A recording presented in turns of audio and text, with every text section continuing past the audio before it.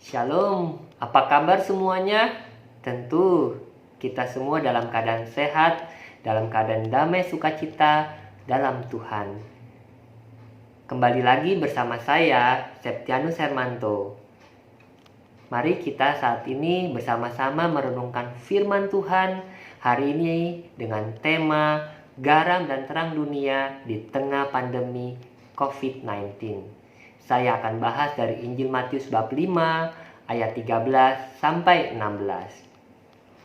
Setelah Kristus mengajarkan apa sebenarnya kebahagiaan sejati dan bagaimana untuk dapat mengalaminya, Dia mengutus para muridnya untuk menjadi garam dan terang dunia. Saudara-saudari tentunya mengetahui bahwa garam berfungsi untuk memberi kenikmatan dan mencegah kebusukan makanan. Tetapi garam harus larut dalam makanan itu. Butir garam yang terlihat di makanan tentu akan dibuang. Kristus mengutus saudara dan saya agar berbuat sesuatu yang dapat bermanfaat, yang dapat menggembirakan orang-orang di sekitar kita tanpa harus menonjolkan diri atau kelompok kita. Contohnya, menghimpun dana untuk menolong orang yang sangat membutuhkan bantuan adalah salah satu contoh yang dapat kita lakukan. Kalau memberi secara individu, bisa saja menimbulkan rasa hutang budi dari orang yang ditolong, dan kita sendiri dapat tergelincir dengan sikap mengharap balasan dari orang tersebut. Tetapi, kalau dilakukan dalam kebersamaan, orang yang ditolong tidak tahu siapa memberi, sehingga tidak membebani orang tersebut dengan kewajiban membalas. Dengan saling menolong, kita dapat menghindari rasa putus asa dari orang yang sedang berbeban. Dengan saling menolong, kita juga dapat menghindari kebusukan yang berasal dari pandangan dunia yang mengajarkan sikap individualis dan materialistis. Jadi artinya menjadi garam dunia adalah melakukan perbuatan kasih yang tulus dan sungguh-sungguh, tetapi mengerjakannya di dalam senyap. Sedangkan menjadi terang dunia sifatnya berlawanan dengan garam dunia. Apa sih maksudnya menjadi terang dunia? Dengan mengatakan bahwa pelita yang bernyala tidak disimpan di bawah tempayan atau gantang, tetapi harus diletakkan di atas kaki dian atau kaki pelita. Kristus mengutus kita, saudara dan saya, untuk menjadi teladan kasih di tengah dunia yang egois dan hedonis. Dunia senantiasa perlu keteladanan dan sering begitu khawatir untuk menjadi orang pertama yang berbuat baik, sehingga acap kali terjadi saling tunggu. Kasih dan kuasa Allah harus diperlihatkan melalui perbuatan kasih yang nyata dari kita, seperti pelita yang memberikan terang, sehingga segala keindahan yang ada di sekitar kita dapat terlihat dan dinikmati.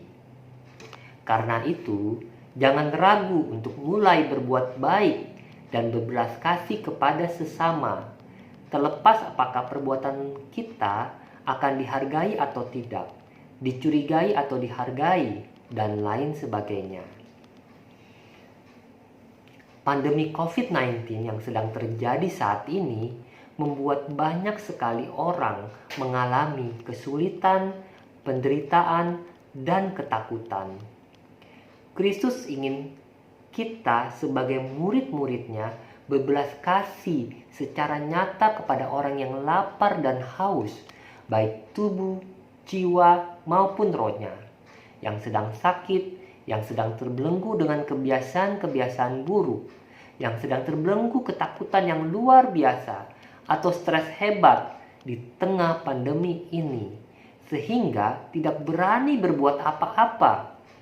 Juga kepada orang-orang asing atau orang yang sedang diasingkan di dunia dan lain sebagainya.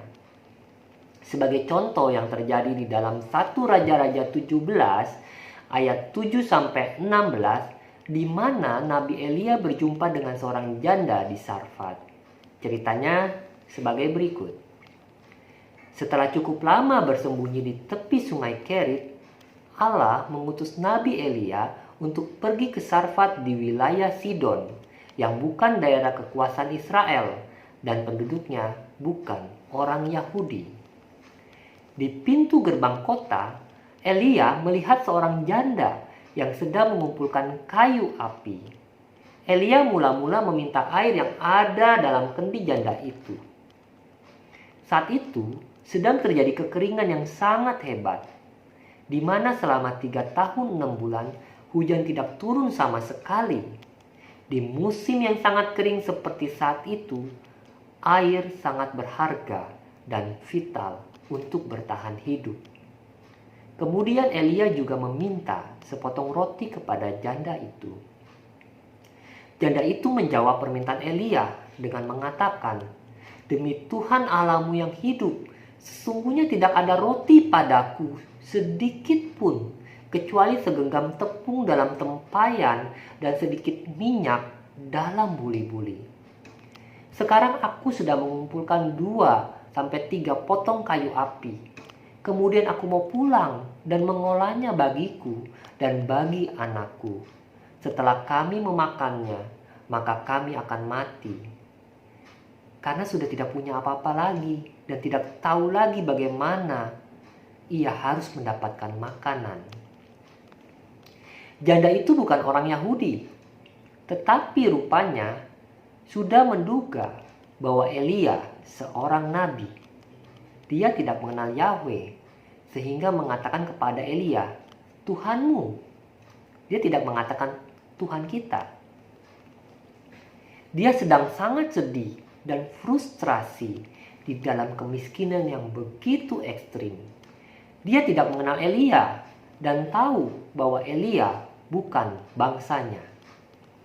Tetapi ketika Elia mengatakan agar dia jangan khawatir dan berikanlah lebih dulu sisa makanan terakhir yang dia miliki untuk dirinya, karena Tuhan yang disembah Elia berjanji bahwa dia tidak akan kekurangan makanan, dan janda itu percaya serta mau melakukannya. Dalam situasi yang sangat kritis, janda itu memilih untuk percaya akan janji Allah yang belum dikenalnya dan berbuat kasih kepada orang asing yang tidak dia kenal sebelumnya. Kejadian yang dialami Nabi Elia dengan seorang janda di Sarfat menyadarkan kita bahwa tidak ada alasan bagi kita untuk tidak saling menolong, termasuk kepada orang yang sama sekali belum kita kenal dan mungkin tidak pernah akan bertemu lagi. Kita harus mau melakukannya kalau kita memang betul percaya kepada Kristus.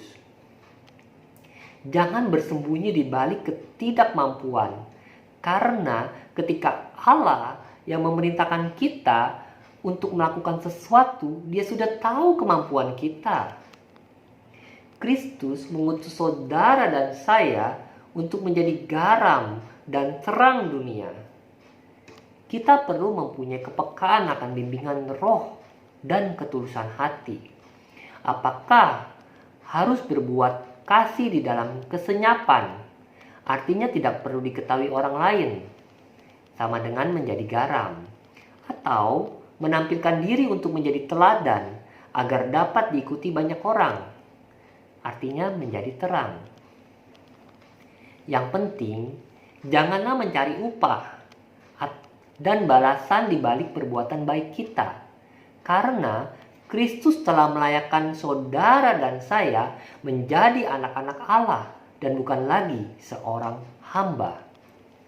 Seorang anak akan mematuhi perintah orang tuanya, bukan untuk mendapat upah, tetapi untuk membalas kasih sayang orang tuanya.